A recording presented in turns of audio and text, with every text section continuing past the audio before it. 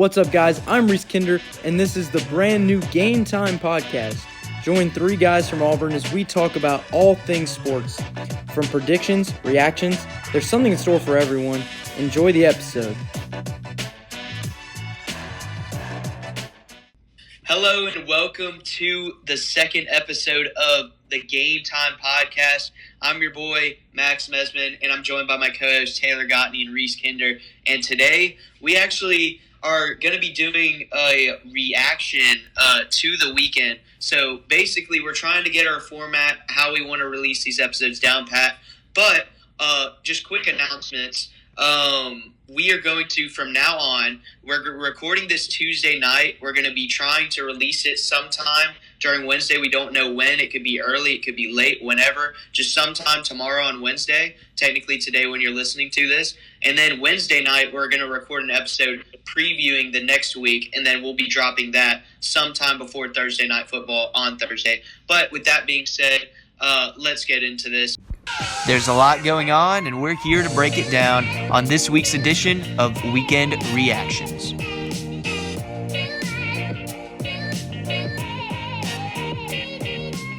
I'm going to go ahead and start off with some Wednesday weekend reactions. Recording this on Tuesday once again, but it is Wednesday for y'all. First of all, football is back. All right, it's super exciting to see. Football is back. We've been waiting all summer, ever since Michigan beat Washington. We were waiting for this, and everybody knew that this would be a season of change, considering the 12-team playoff and all of the conference realignment, everything going on. And so I just want to get y'all's thoughts on some of the Week 1 scores just in general in the college football world. Obviously, there were a lot of cupcake games, a lot of games that people were expected to win, but at the same time, there were some upsets. I count the Georgia Tech, Florida State, even though we talked about that a little last week. But Florida State, man, I mean, in general, and we're going to touch on this a little later, but Florida State is just reeling right now, and I want to go ahead and start there. Florida State actually, so they dropped the AP Top 25 poll earlier this morning, and Florida State actually dropped from number 10 all the way out of the AP Top 25 poll after an 0-2 start, losing to Boston College last night. So what are y'all's thoughts on Florida State? And obviously they should be worried. Is there any way for them to bounce back after this terrible start to the season? King, and then coming into the Boston College game, you had Thomas Castellanos. Same thing. They couldn't contain the mobile quarterback. Castellanos killed them, rolling out of the pocket and throwing the ball on a dime. And, I mean, DJU is just awful. I mean, 21 for 42 is awful. A touchdown and interception. I mean, I think they had a little bit of bright spots in the first quarter, the first half, kind of holding Boston College to 0 points in that first quarter.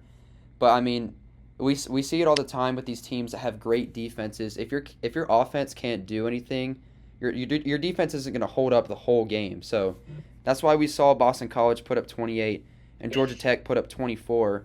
I mean, really not that high scoring, but the Florida State offense needs to figure something out, and they got a tough schedule that they got to figure out. Like Mike Norvell said after the game, it's a tough situation to be in. You can say all you want that you got to, change something, you got to dig deep and find something to work in the season, but until it actually produces in practice and on the field, I don't know what this Florida State team's going to do. Yeah, I mean, I kind of called this. I told Max before the season even started. I think I told him a few weeks before it started. I said Georgia Tech was going to win, and I did say Florida State was going to lose 5 games, but I did not see them losing to Boston College. I mean, absolutely terrible performance by DJU. I mean, you saw in the end zone there on that one drive, he missed 3 different receivers in the same drive in the end zone. One was wide open, and I think like a toddler could have thrown that ball. He could have thrown that ball, and it would have been a touchdown. And I mean, they're not safe with Memphis in 2 weeks.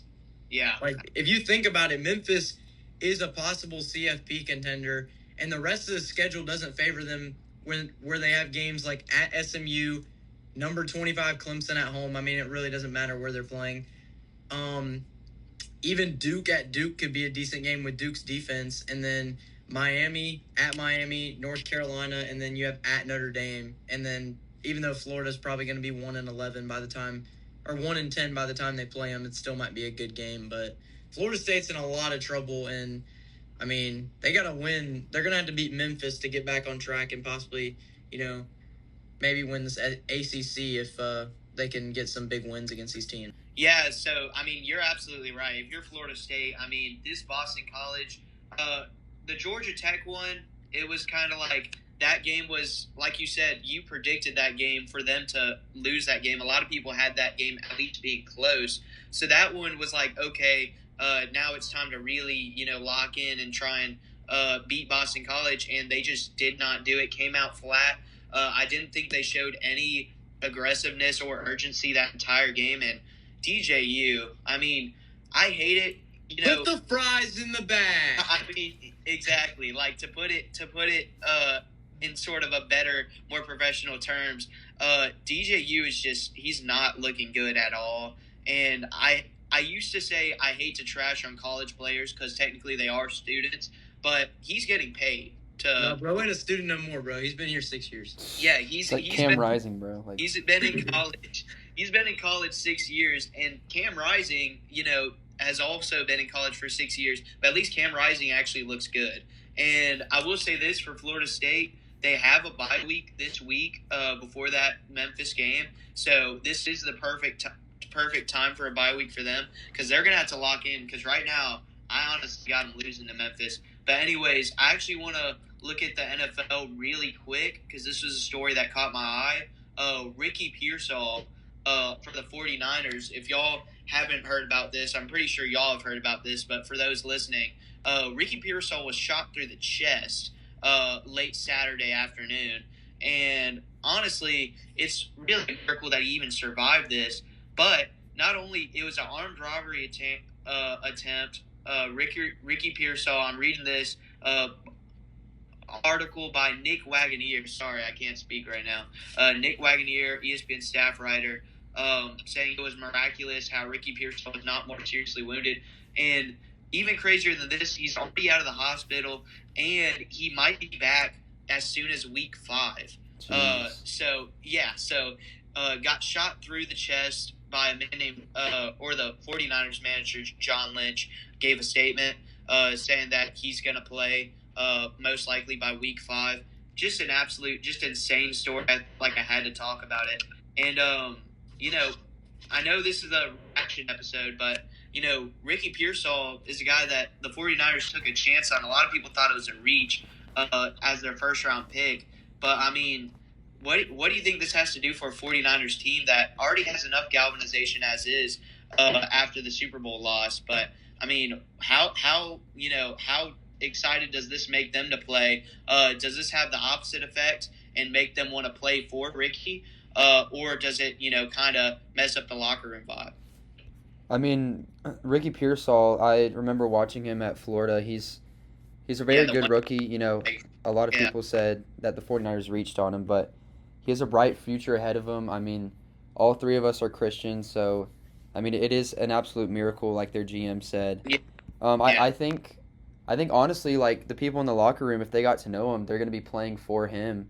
Especially, I don't know who the 49ers play in the first few weeks, but knowing how they're a great team, they probably have a pretty tough schedule. So, yeah, it just goes back to the brotherhood of a football team. You got to play for each other, and when he comes back, it's going to be a great sight to see. I can't wait to watch that game when he comes back. They said he'll play by week 4, and he won't be a starter, but he might come in, get a few reps in the game. And I feel like he would definitely get a standing ovation from this 49ers fan base and this team. Absolutely. And I thought it was a crazy story when I saw it come out that he did get shot, but absolutely just you hit it up. You hit the nail on the head right there, Taylor. Absolute, by the grace of God, he's already out of the hospital after a weekend, after getting shot through the chest, not just in the chest, but through the chest. But it went through all of his vital organs. It didn't hit any of his vital organs, and so he was able to get out. Just absolutely, just if you're Ricky Pearsall, I mean, just you're not Christian after that. I don't know what will make you. And before we end off weekend reactions, I want to keep staying in the NFL real quick with a player that's not really showing a lot of bravery like Ricky Pearsall did. Jamar Chase continues to be a diva and not sign his dang contract. And I know I'm a little bit biased in this fight because I drafted him in the first round in our fantasy league. But at the same time, just sign the contract, man. Just sign the damn contract. What are you waiting for? I know I saw a story where he said he wants to get 1 cent more than Justin Jefferson does to set the record by 1 cent, which I get is kind of funny, especially since they played college together. But at the same time, like, it's to the point where he might not even play week 1 because he hasn't gone to a single practice. I mean, this level of just I don't know if it's just a problem with today's NFL. I don't know if this was something back in the day where players would hold out all the way till like 5 days before you're about to start the season to not sign a contract. Because if you're the Bengals, you know you can't get rid of him. He's obviously a great player, but this just kind of has to tick you off if you're Cincinnati, not only for their fan base, but also if you're the coach, if you're Coach Zach Taylor, and for their GM. So what do you think of the state of the Bengals? Is this going to affect them at all going into the season? This is like this and the CeeDee Lamb situation is absolutely horrible for the NFL football. I mean, these guys are acting like absolute divas, not signing their contracts. I understand that, you know, they make a lot of money, they want more to like provide for their families and stuff, but I mean, just sign the contracts. Football is all about, like we said, brotherhood and teamwork and playing for each other to win the Super Bowl and to achieve a further goal. And when you do this, you act like this. You're throwing the whole team off. The Bengals, their locker room is probably off right now because Jamar Chase won't even show up. And for the other players that show up every day, on that grind every day, like T. Higgins, Chase Brown, Joe Burrow even showing up, I mean, it just throws them off. It makes them not as, you know, like dedicated to the team when their star player, Jamar Chase, doesn't sign. So I think it's awful for the game of football. I think Jamar Chase is a great player and he deserves a lot of money, a max contract like Justin Jefferson has. But, I mean, this could easily throw off the Bengals week 1. Yeah, I mean, I think the Bengals, honestly, I don't think they're going to get thrown off week 1. I say they do win because they are playing the Patriots, and I think they'll have a guy step up. But honestly, my opinion with all this contract stuff is just like, you know, we saw CeeDee Lamb, he did get his contract, but it says he's out until week 1. And we see Hassan Reddick has kind of held out of practice because he hasn't seen a contract. And this is what, I mean, don't get me wrong. I love NFL. I love fantasy. I'm a diehard Panthers fan. I'll say that. But the reason college football is better than the NFL is because these guys actually want to play for, like, they don't play for money. They don't really care about NIL and stuff like that. Some of these guys actually want to play. And then in the NFL, you have guys like Jamar Chase that are going to, you know, maybe jeopardize their career to get just maybe a cent more than another person. And it's going to make it to where you have issues within the front office and everything. And then, you know, Chase is going to request a trade, and then you're going to lose fantasy value and stuff like this. You're going to lose more contract value. So, I mean, I think it's pointless to hold out your contract. Just sign a little contract, whatever, and then get a deal negotiated in the offseason and just move on with life. Yeah, I mean, to end this segment off, I mean, I'm looking at the top headlines for the NFL on ESPN.com right now. 4 of the 8 top headlines are all about players holding out. Ayuk talking about how he made it difficult for the 49ers after requesting a trade and then ultimately ending up re-signing. Trent Williams also had a holdout, and now he's getting an $82.66 million deal. Like you said, Hassan Reddick has continued to hold out and might not even play Monday Night Football because he hasn't gotten paid. And then, of course, Jamar Chase. I mean, it's just sad to see some of these players. Obviously, like you said, Taylor, yes, it's understandable to know your worth and want to get paid as much as you want, like as much as you think that you are deserving of. But at the same time, like, just sign the damn contract. That's all I got to say. And now we're going to move actually into Taylor's segment. We're going to be doing Taylor's Trash Can. Taylor, who is going to be getting dumped in the trash can tonight? Straight from the garbage disposal, this team played like absolute This is Taylor's trash can. All right, this is not my trash can, but I want to give a special shout out to Florida State. They absolutely suck, losing to Georgia Tech and Boston College, 0-2 in the ACC now. I mean, this Florida State team with all these ACC opponents, Clemson, Miami, Miami looked amazing. Miami might win the whole thing. NC State, Georgia Tech, all these great ACC teams. Florida State has no chance, but I'm going to do something that I don't think we've ever done on the podcast, and I don't really follow this sport. I don't think any of us really follow this sport, except for Max a little bit. But I'm going to be talking about tennis. So let me get into this. So when you think of women's tennis, there's a few names that come up. Of course, Serena Williams back then, Coco Gauff. Y'all help me here. Women's tennis players. Tech, who's the number one right now in the world, Arina Sabalenka, who, congratulations, she got a win today in the quarterfinal. Jessica Pegula, Danielle Collins. I mean, there's a lot that you could look at here. But Coco Gauff, the number 3 ranked women's tennis player in the world, just lost at the, what's it called? The U.S. Open, right? Mm-hmm. Yeah, the U.S. Open is going on right now. Coco Gauff, the girl that I think is the face of tennis right now, just because she's so popular. Only 20 years old, from Atlanta, Georgia, right down the road from us. She just lost to the girl that Max said. Max, you were talking about this earlier. She beat her in the French Open, right? So Emma Navarro actually beat her in Wimbledon in the same exact round as well, round 4. So this is the second straight major that Coco Gauff has not made it to the quarterfinal. And she's also the defending champion of the U.S. Open as well. So, yeah, just really, really dire straits right now for Coco Gauff. Yeah, Emma Navarro beat her 6-3 in the first set. Coco Gauff won the second set 6-4, and then the third set went to Navarro 6-3. For the game of tennis, I mean, this is one of the faces. I see her on social media all the time. She's a big icon for the game of tennis, one of the best players. I've watched her a few times, not that many times, just a few times. I think she's really good. And I was actually talking to a few of my friends here at the Cronkite School. We were brainstorming trash can, and I was like, we never talked about tennis before. And I just wanted to highlight Coco Gauff, a great player, losing in the 4th round, the round of 16. Not a good look for her. But also on the men's side, this is a guy that I've heard of before, Carlos Alcaraz. That's how you say his name, right? Alcaraz? Yes. Yeah. Also the number 3 ranked tennis player for men's, under Djokovic, Sinner, and then other big names, Nadal and all those people competing this weekend. He also lost, but he lost in the second round on August 29th. I know that was a few days ago before the weekend, but he got demolished. He lost 6-1 in the first set, 7-5 in the second set, and 6-4 in the third set. Didn't win a single set. I remember seeing Carlos Alcaraz when he first came up. I think it was Wimbledon. He won Wimbledon, right? Yes, he won Wimbledon.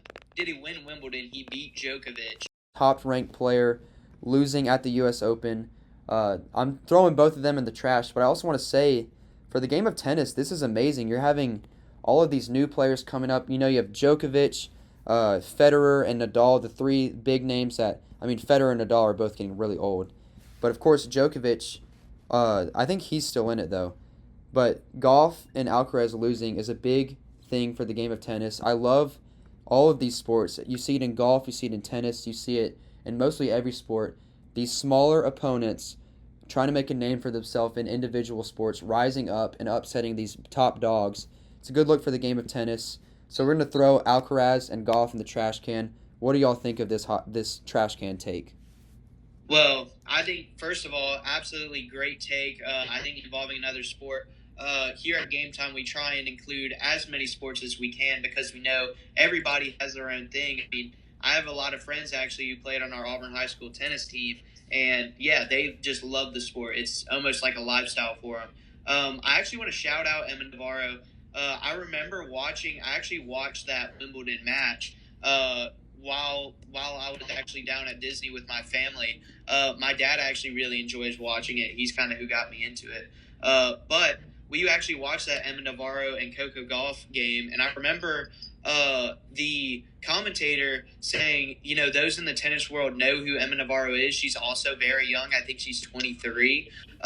Everybody knows who she is, but the Vegas, as well as all of those people on that panel for that game, were saying that she didn't stand a chance against Coco because Coco was obviously the defending champ, and she was coming into that game after having previously beaten her last two opponents in straight sets. They're like, there's no way Emma Navarro comes in and beats her. Not only did Emma Navarro beat her, but she dominated her in that match, winning in straight sets. And then she also dominated her in this match. I mean, I know it wasn't straight sets, but you look at the two sets that she did win. She won 6-3. So that being said, it is great to see, like you said, these younger players, upsetting these bigger stars that everybody knows. And who knows, Emma Navarro, now she actually is moving on after beating Paula Badosa today.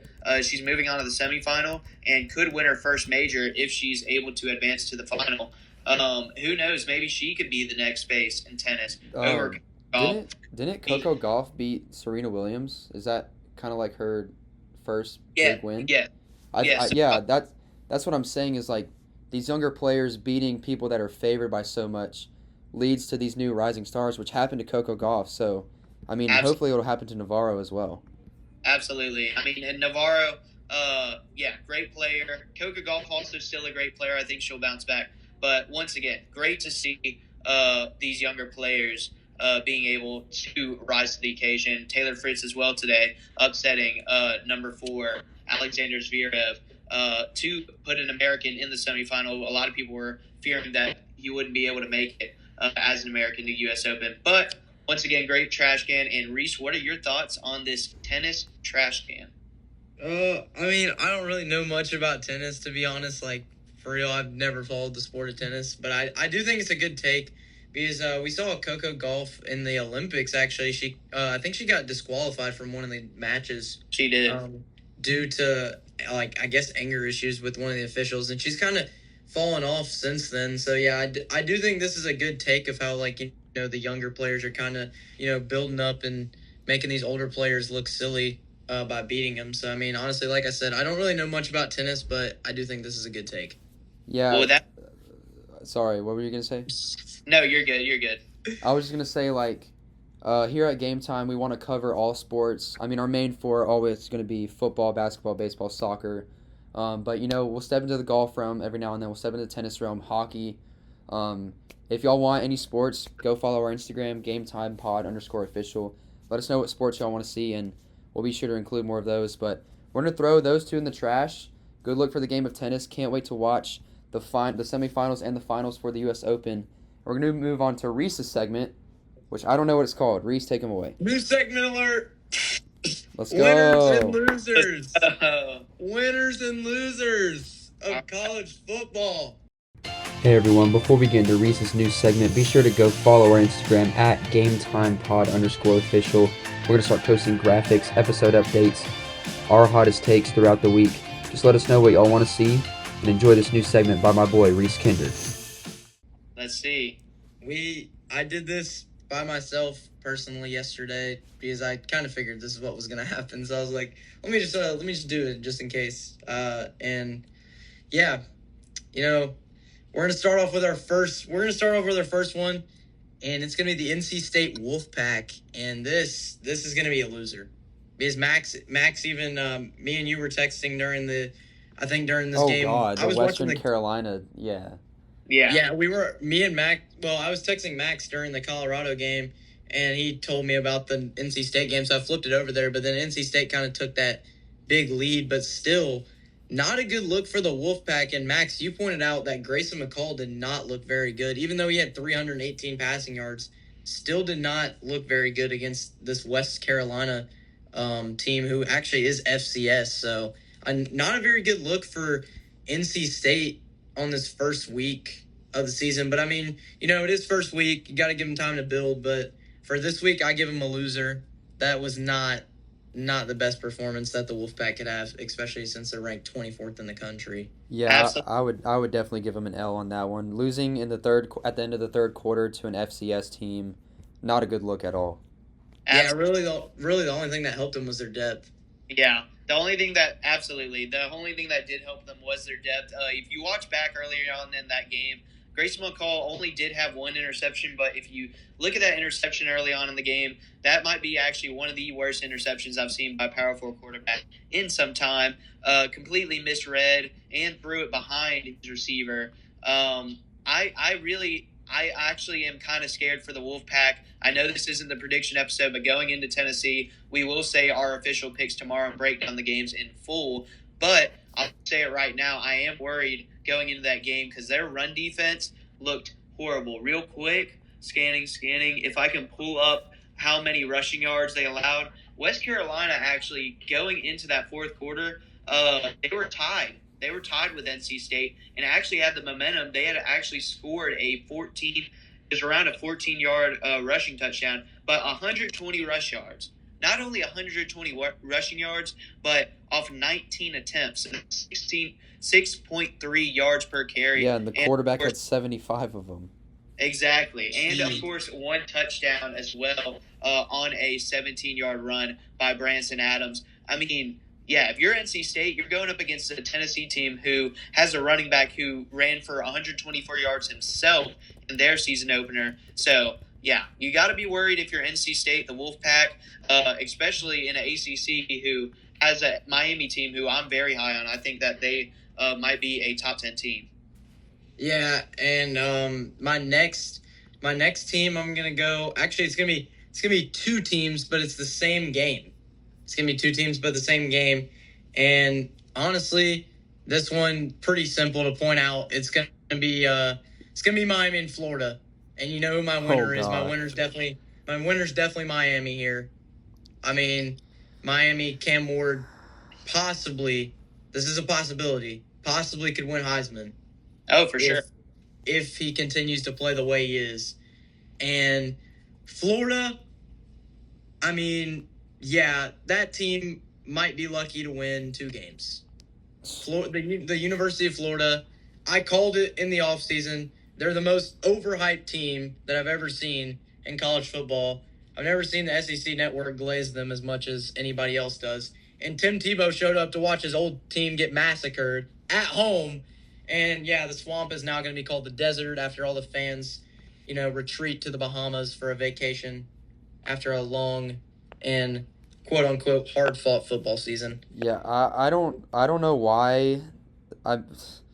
Graham Mertz is so bad. Like, I remember, our last podcast on the Tigers Den, I was just trying to defend Graham Mertz every single week. I'm just done doing it.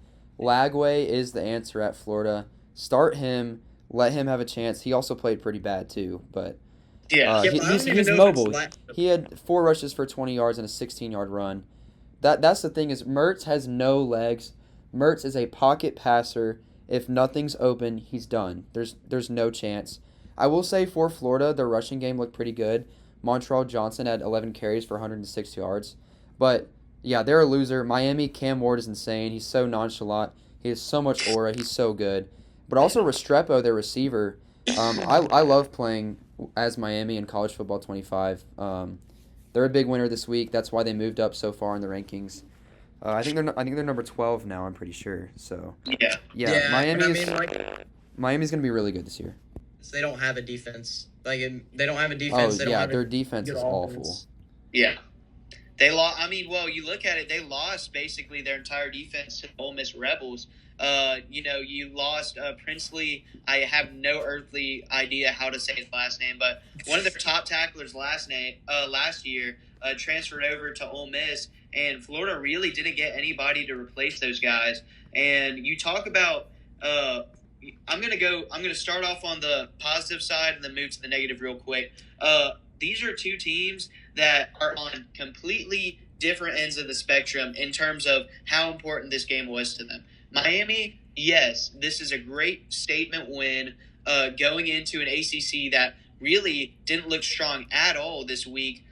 besides maybe Georgia Tech and Louisville, two teams that got put in the rankings. But if you're looking at this ACC team, it is wide open, and Miami looks to be the team that's going to come out of it. I'm not going to call it right now because it's so early in the season. But then you look on the other end, Florida. You're going into an SEC who, by the way, just added Texas and Oklahoma. Good luck with that. And I'm pretty sure Florida has Texas on the schedule, actually. Florida. Dude, their schedule is so hard. Oh, my God. They're winning. That's why they're winning 2 games. They're beating Samford, and they might beat somebody else out of luck. I mean, usually I would disagree with you and say that you're overstepping, Reese, with this kind of take, but I 100% agree. I mean, Samford, if you win that game, honestly, you got Texas A&M, Mississippi State, UCF, Tennessee. I mean, you don't have another easy win game. You don't have a game that I see that you're for sure gonna win. I mean, you go on the road against Mississippi State. I'd say that's your next best bet. But then again, that's in Starkville, and you already proved that you can't play at home. So I don't know how the hell you're going to win on the road against the SEC team. All in all, if you're Miami, you're riding high. The U is back. I know it's a little early to say that once again, but I do think that it is true. Cam Ward he's probably the best quarterback in the country right now. And then if you're Florida, I mean, Billy Napier, you gotta go. It's time to put the foot in the bag. You gotta get out of there, man. Sunbelt Billy. It was fun for 2 seasons. Not fun anymore. Wasn't even really that fun the first 2 seasons. He's out of there. I say by game 5. Yeah, and now we're gonna get to the last two. We got 1 winner, 1 loser, and this loser. I was gonna do Oregon, but Oregon I do think will bounce back because they are way more talented. Played awful. Yeah, Oregon's way more talented than this team, though. And this is the Michigan Wolverines. Let's give it up for the defending national champions. They are losers. They almost lost to Fresno State at home in the Big House on week 1, and they will get obliterated by Texas next week. It will not be without question that this is a blowout next week. All right. Well, I mean, I know we don't. Once again, we don't make our picks till tomorrow because this is the reaction episode. But I 100% agree. I mean, Michigan, you got to be worried. I mean, their defense did look okay, which, I mean, honestly is really much worse than their offense looking bad because they returned a lot of their starters on defense.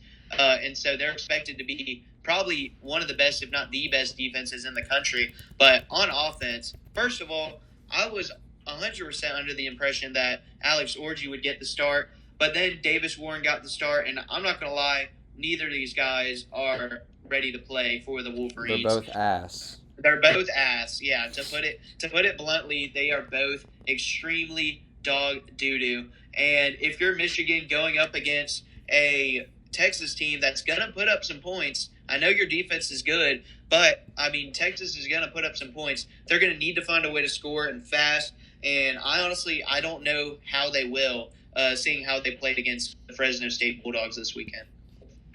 Michigan is just after the national championship, you lose McCarthy, you lose Corum, you lose your coach, you have all the scandals going on, you get, all the things that they have now, they get less scholarships. I mean, Michigan truly is in a troublesome spot, and it's not getting any brighter playing number 3 Texas, in my opinion, one of the best teams in the nation, playing USC, playing Oregon, Washington, OSU. It's going to be a tough year for Michigan this year, and honestly, I'm happy because I hate Michigan. So.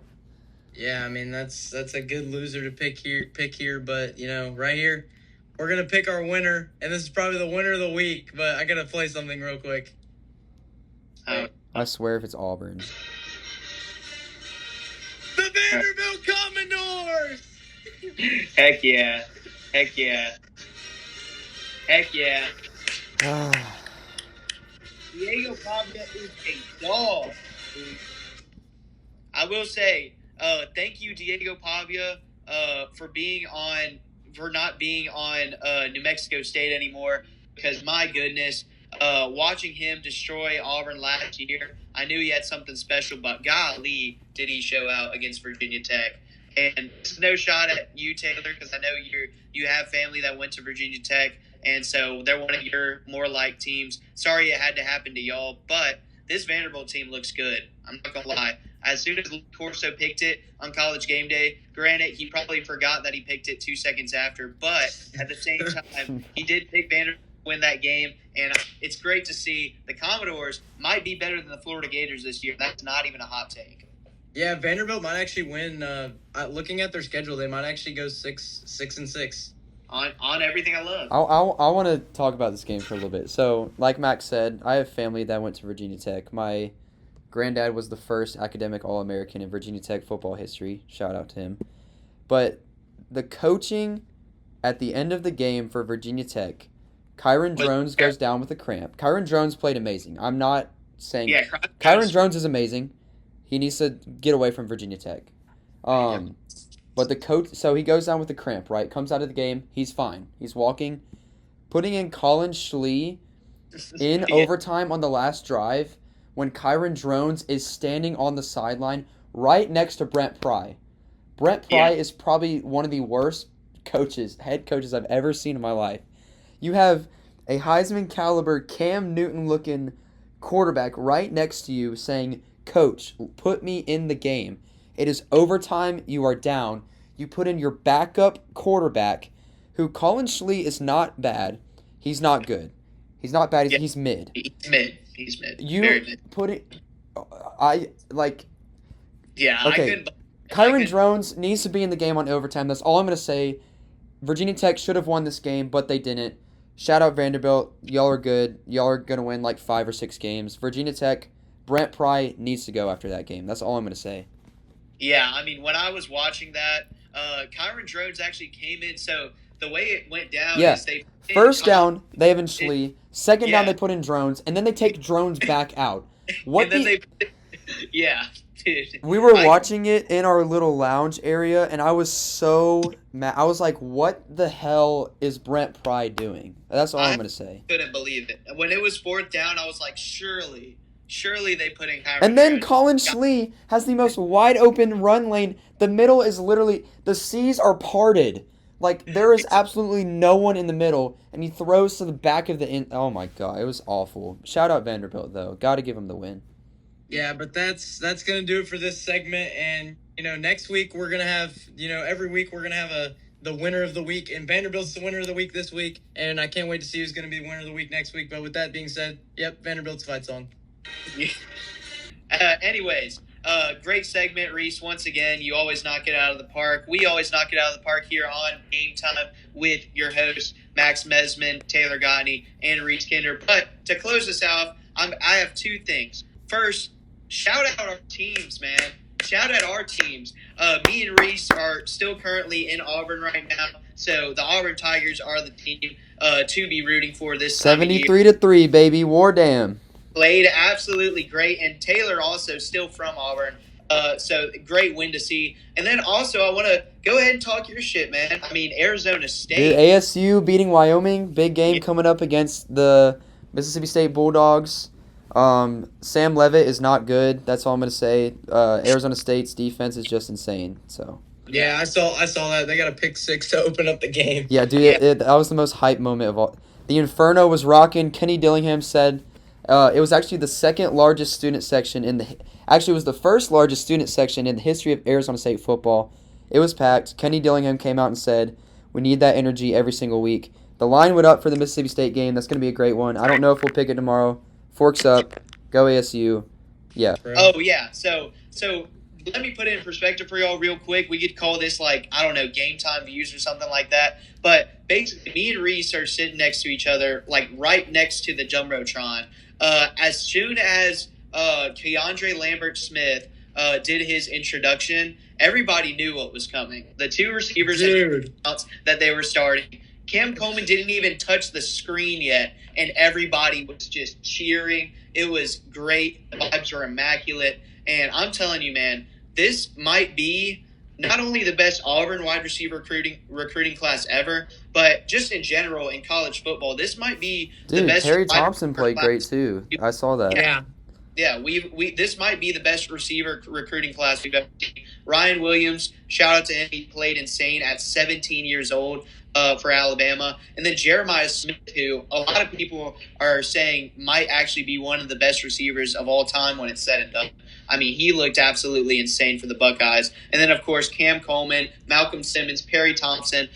Bryce Kane really didn't do much this game, but shout out to him. A great person. Actually have gotten to have a long, in-depth conversation with him after a loss. But Hey, and then Towns Magoo starting at kicker over McPherson. That was huge. That was, honestly... River Glazing. That was my best surprise because I had no idea. I knew that Alex McPherson had some stuff going on with like his stomach or something like that. There was some surgery he had, but I had no idea that they were actually giving Towns a start. Seeing him kick that field goal and making every single extra point, and actually making it through the field goal post, which is something he did a bunch in high school, but making it through the field goal post on a kickoff, I mean, just absolutely great to see. And now to end the show off, this is the reaction episode. So, overall reaction to week 1 of college football. I want you to give me, I'm going to actually ask one question, and that question, I actually asked it before the show too, y'all. Y'all didn't give me an answer. Please give me one now. Who has a better chance of turning their season around, if any of them, Florida State or Florida? Ooh. You can also answer no. Can it be one word? One word in the episode. Yeah. Florida State. All right. Reese?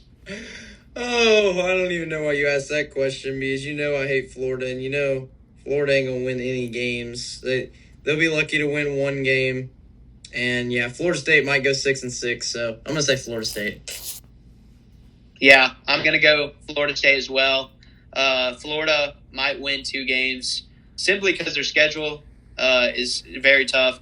But now that's going to do it for Game Time Episode 2. If you're on YouTube, like the video, comment down below any stories you want us to cover on tomorrow's episode. And then, like the chances of Florida winning more than 3 games the rest of the season, we're gone. See y'all. Thank you all for listening to Game Time. Be sure to tune in every Wednesday and Thursday wherever you get your podcast, and we'll see you next time.